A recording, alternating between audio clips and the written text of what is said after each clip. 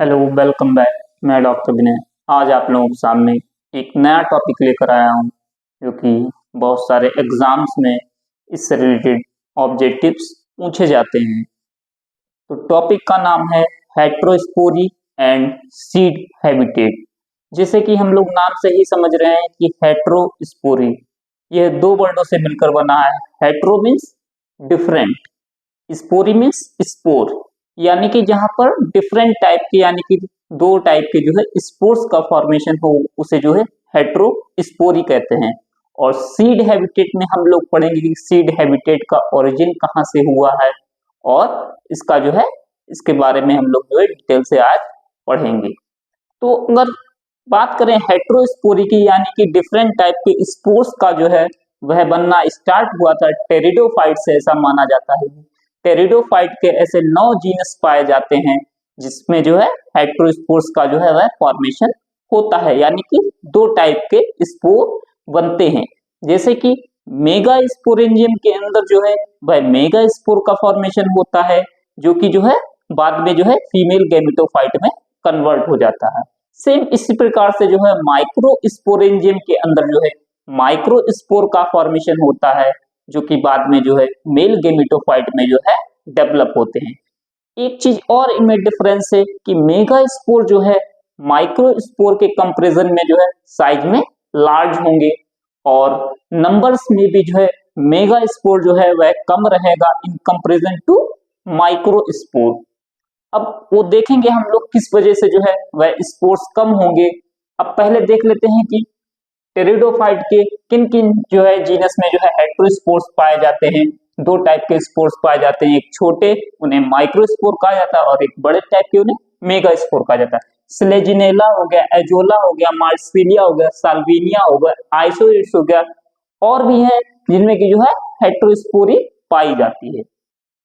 अब हेट्रोस्पोरी का अगर बात करें कि यहाँ इसका ओरिजिन कहाँ से हुआ है, तो ओरिजिन की बात करें तो इसमें बहुत सारे एविडेंसेस को लेकर के जो है वो टेस्टिंग हुई थी। जैसे कि पैलियोबॉटनिकल एविडेंस को साक्षी मान करके जो है हम लोगों ने देखा कि हेट्रोस्पोरी किस वजह से हुई।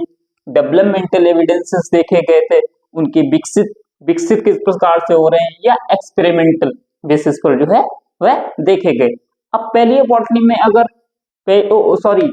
हेट्रोस्पोरी की ओरिजिन जो है अब पैलियोबॉटनिकल एविडेंसेस के बेसिस पर देखी गई तो यह देखा गया कि माइक्रोस्पोर्स में जो है वो माइक्रोस्पोरेंजियम में जो है बहुत सारे स्पोर बनते हैं और मेगा स्पोरेंजियम में भी बहुत सारे स्पोर्स बनते हैं। लेकिन क्या होता है, मेगा स्पोर जो है वह डेथ कर जाते हैं और उनमें से जो है केवल एक ही सरवाइव करता है मियोसिस के बाद।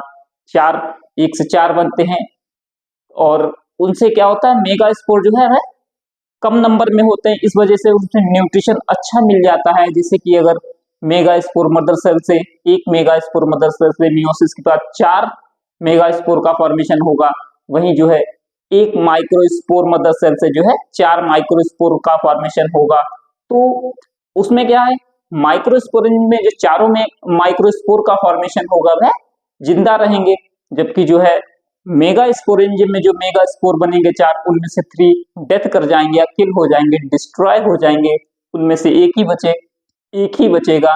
तो होगा क्या कि एक होने की वजह से जो है, जबकि वहां पर क्या है माइक्रोस्पोर 4 हैं, तो न्यूट्रिशन जो है उसे अच्छा से मिल जाता है उसको, इस वजह से जो है वह साइज में जो है लार्ज हो जाता है। एक तो ये दिया गया एविडेंस कि इसके बेसिस पर जो है हेट्रोस्पोरी का ओरिजिन माना गया। अब डेवलपमेंटल एविडेंस की बेसिस पर देखा गया इन्होंने कि अब इन्होंने देखा कि मेगा स्पोर और माइक्रोस्पोर मदर सेल जो है वह जब स्टार्टिंग में तो जो है उसकी जो ग्रोथ जो होती है वह सेम होती है, यानी कि मतलब जो है अगर देखा जाए उसकी ग्रोथ डेवलपमेंट जो है वह सेम होता है, लेकिन साइज में जो है उसके फर्क हो जाता है, वो नंबर के बेसिस पर होता है। इस प्रकार से डेवलपमेंटल एविडेंसेस की बेसिस पर देखा गया कि ओरिजिन ऑफ हेट्रोस्पोरी किस प्रकार से हुआ। सेम एक्सपेरिमेंटल स्टडीज में देखा गया कि हेट्रोस्पोरी जो है उसका ओरिजिन किस प्रकार से हुआ, तो उसका टेस्ट मार्सिलिया पर किया गया। मार्सिलिया को जो है जब लो लाइट इंटेंसिटी में, यानी कि जहां पर जो है लाइट अच्छे से नहीं मिल रही थी, वहां पर मार्सिलिया को रखा गया तो वहां पर माइक्रोस्पोर्स का फॉर्मेशन हुआ, जबकि उसी प्लांट को जो है जब लो टेम्परेचर पर रखा गया तो जो है क्या हुआ, मेगास्पोर्स का फॉर्मेशन हुआ। इस प्रकार से एक्सपेरिमेंटल एविडेंसेस के बेसिस पर जो है देखा गया कि हेटेरोस्पोरी का ओरिजिन किस प्रकार से हुआ। अब इसका जो है जैसे कि बायोलॉजिकल सिग्निफिकेंस क्या है कि माइक्रोस्पोरेंजियम जो है, माइक्रोस्पोरेंजियम के अंदर जो है माइक्रोस्पोर का फॉर्मेशन होता है और मेगास्पोरेंजियम के अंदर जो है मेगास्पोर का फॉर्मेशन होता है। और यहीं से जो है जैसे कि क्या होता है कि फ्यूजन होता है दो स्पोर्स का, माइक्रोस्पोरेंजियम से माइक्रोस्पोर का फॉर्मेशन होता है जो कि मेल गेमेटोफाइट में कन्वर्ट हो जाता है, जबकि मेगास्पोरेंजियम में मेगास्पोर का फॉर्मेशन होता है वह फीमेल गेमेटोफाइट में जो है कन्वर्ट हो जाते हैं, बाद में फर्टिलाइजेशन करते हैं और एम्ब्रियो का फॉर्मेशन करते हैं। यह इसका बायोलॉजिकल सिग्निफिकेंस है। और अब बात करें कि सीड हैबिटेट की, सीड का जो है वह बनना कहां से स्टार्ट हुआ। अब आइए ये देखते हैं कि टेरिडोफाइट्स में ही जो है क्या हुआ कि दो तरीके के जो है स्पोर्स बने थे और मेगास्पोर का जो नंबर था वह रिड्यूस हो गया था, यानी कि घट गया था इन कंपैरिजन टू माइक्रोस्पोर, जैसे कि हमने आपको बताया ही। और जर्मिनेशन जो होता है वह क्या होता है टेरिडोफाइट में, मेगास्पोर्स का जर्मिनेशन जो होता है बाद में वही जो है फर्टिलाइजेशन करता है और एग का फॉर्मेशन करता है। और क्या है टेरिडोफाइट में कंटिन्यू डेवलपमेंट होता है फर्टिलाइज्ड एग का एम्ब्रियो तक मेगास्पोरेंजियम के अंदर। तो ये जो है सारे जो भी पॉइंट है वह ये भी शो कर रहे हैं कि ये सीड, जो सीड का फॉर्मेशन हुआ वो कुछ कहीं ना कहीं यहाँ से जो है इन पॉइंट के बेसिस से समझा गया कि जो स्पर्मेटोफाइट से जो है इनका लिंक कहीं ना कहीं पर बन रहा है, क्योंकि दो स्पोर्स बन रहे हैं यानी कि सीड का फॉर्मेशन हो रहा है, मेगास्पोर का नंबर रिड्यूस होकर के एक पर आ गया था।